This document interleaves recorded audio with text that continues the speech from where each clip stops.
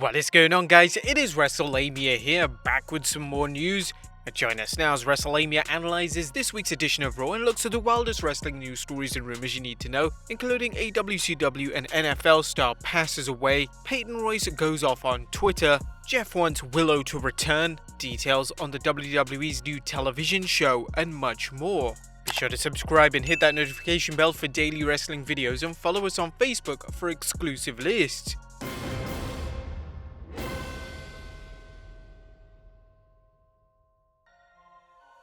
As always, we start off with the good, as number 1, Randy Orton is just incredible. On a show that often falls flat, Randy Orton continues to deliver, whether it's in the ring or on the microphone. The Legend Killer's eulogy for the dearly departed Fiend was the latest example of how Orton has taken his promo skills to new heights. Whether it's his cadence or facial expressions, Orton knows how to portray a sociopath who will do anything to rid himself of his opponents. The Viper was remorseless, and he's congratulated himself on setting the Fiend on fire, and it was an example of what a good promo can do.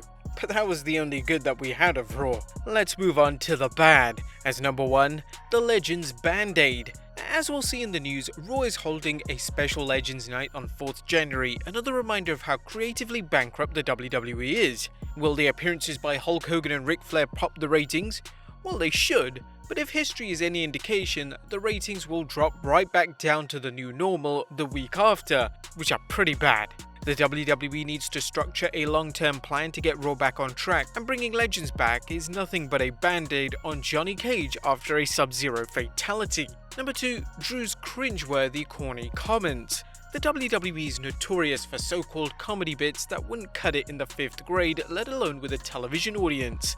Case in point, Drew McIntyre's corny comments on Raw, remarks that made Drew look like a complete doofus. WWE Champion Drew McIntyre has been one of the best things in the company this year, but saddling him with corny lines is a fast track to getting fans to turn on him, much as they did during Roman Reigns' run as a babyface. Whew, we all remember that suffering succotash line. Number 3, Retribution wrecks Ricochet again.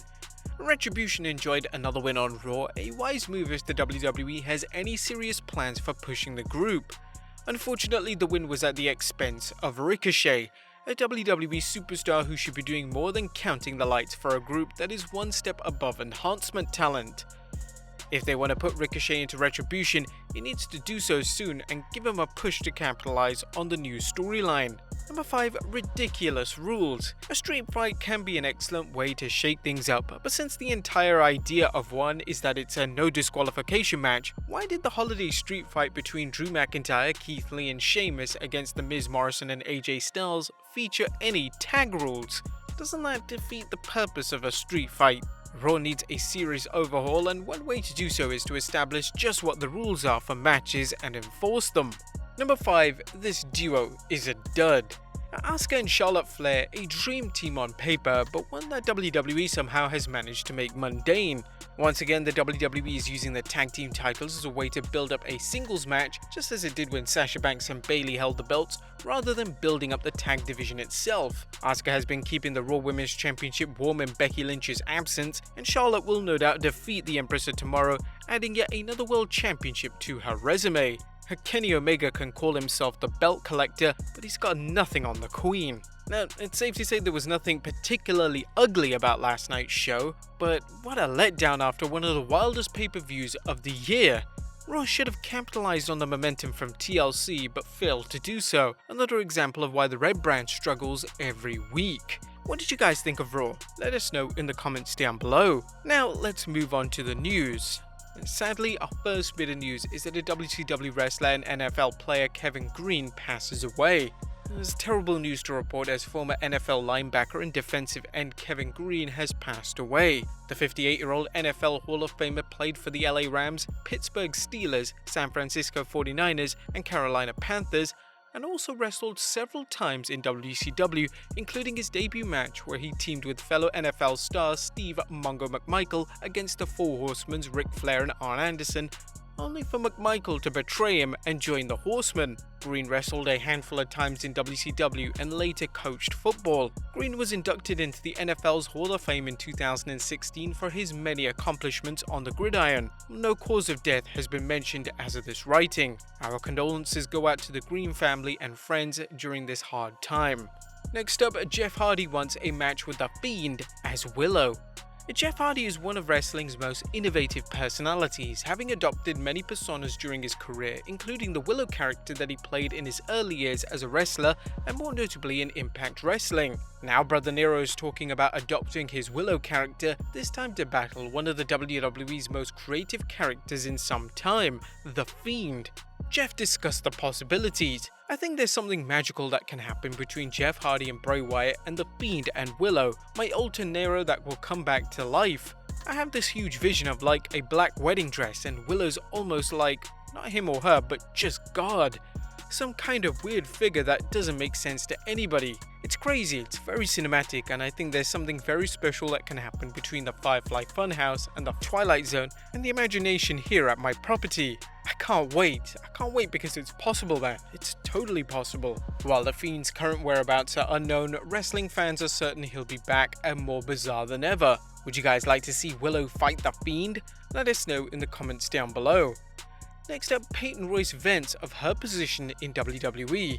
Now, Peyton Royce has had an uneven year, seeing the split of her team the Iconics and a reported singles push that never went anywhere. Now Royce has taken to social media to express her frustrations, tweeting, "I've been feeling far from myself lately. I'm so beyond done with watching other women fight for what should be in my hands. I can't sit back and watch it anymore. I can't wait for the opportunity. It won't come, it has to be taken."